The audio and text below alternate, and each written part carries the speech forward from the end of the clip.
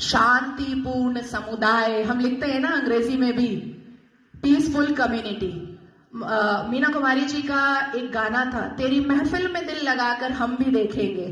तो मुसलमानों की महफिल में दिल लगाकर नाजिया इलाही खान ने भी देखा, और जब देखा तो पाया कि हलाला ससुर के साथ बहू बिस्तर पर, आई एम सॉरी टू से, लेकिन मैं रॉ वर्ड ही यूज करती हूं। ससुर कर रहे हैं बहू का हलाला।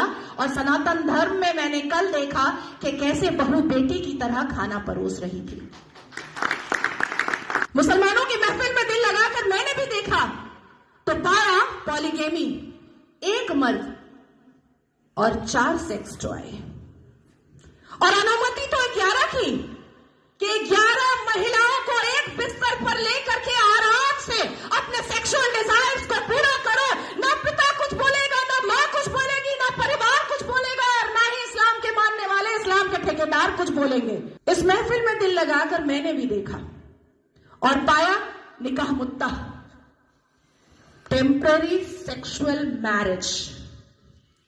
कुछ समय के लिए एक शादी में गई, एक आयोजन में गई, कोई लड़की मुसलमान बेटी, और वहां पर किसी शादीशुदा अधेड़ मर्द को एक चहचहाती हुई, एक उछलती कूदती हुई मुसलमान बेटी पसंद आ गई और कह दिया अब्बा जान को कि ये लो 5 लाख रुपए और 1 हफ्ते के लिए अपनी बेटी दे देना। कॉन्ट्रैक्ट होता है, कॉन्ट्रैक्ट। हमने रजाकार के आखिरी मुखबिर असदुद्दीन अवैसी को सुना होगा कि निकाह इज अ कॉन्ट्रैक्ट मैरिज। हमारा विवाह नहीं होता, हम साथ वचन नहीं लेते, ना आगे पति फेरे लेता है, ना पीछे पत्नी फेरे लेती है। हमारा तो कॉन्ट्रैक्ट होता है, हम तो एक डील में आते हैं। ये है।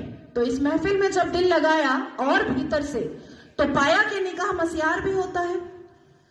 निकाह मस्यार कैसा होता है कि 1 लाख रुपए पर 1 महीना लड़की रहेगी, और सुबह किस वक्त कौन सा सूरज निकलेगा और शौहर छोड़ करके भाग जाएगा, पलटकर पूछना नहीं है, क्योंकि मस्यार निकाह में है कि तुम कहां भागे हो ये जानना नहीं है।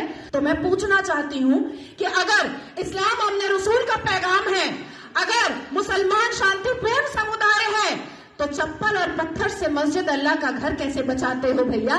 कैसे?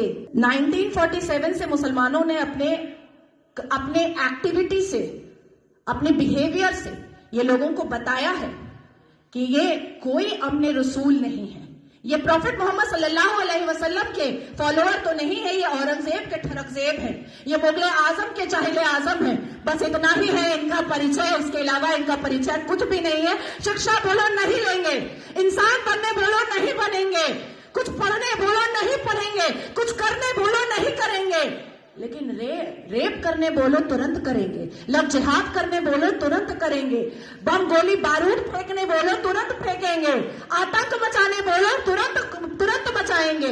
आखिर क्या है इस समुदाय में जो एक समुदाय पूरे दुनिया के सारे धर्म वालों को परेशान करके रखा है? आखिर क्या है राज उस आसमानी किताब का, उस अल कुरान का राज क्या है जो मदरसों के अंदर छुपकर पढ़ाया जाता है, जो मजार के अंदर छुपकर करवाया जाता है, जो मस्जिदों के अंदर छुपकर सुनाया जाता है, जो घरों के अंदर तरबियत और तालीम में बताया जाता है? क्या है उसका राज? क्यों कहते हैं मुसलमान घर में अंदर ही, जब बेटी छोटी सी होती है और बच्चा छोटा सा होता है, प्रसाद नहीं खाना हराम है, आप ही चले जाते हैं सवैयां खाने। हमें बताया जाता है प्रसाद नहीं खाना हराम है, हमें बताया जाता है मंदिर के सामने खड़े नहीं होना, अल्लाह नाराज हो जाएगा, हमें बताया जाता है कि हिंदुओं के घर का पानी ना पीना, अल्लाह नाराज हो जाएगा, हमें बताया जाता है कि अपने जीवन साथी के लिए हिंदुओं को कभी मत चुनना, नहीं तो घर से, परिवार से बेदखल कर दी जाओगी। क्या है राज? उस राज को खोलना चाहिए। मैं जानती हूं कि सनातन धर्म के लोग जिस हिसाब से अपने रामायण, महाभारत, श्रीमद् भगवद गीता को पढ़ते हैं, उनके अंदर शांति होती है, उनके अंदर इंसानियत होती है, उनके अंदर माफी की तलबगारी होती है, मैं जानती हूं। लेकिन जिस गली जाना नहीं है उसका पता पूछना पड़ेगा, अपनी बेटियों को समझाना पड़ेगा कि कोई अब्दुल अच्छा नहीं है। अपनी बेटियों को बुझाना पड़ेगा कि शाहरुख खान ने गौरी खान से शादी तो की है, पर हर रेड़ी वाला, हर संतरे वाला, हर नींबू वाला, हर अचार वाला, हर पंचर वाला शाहरुख खान नहीं होता।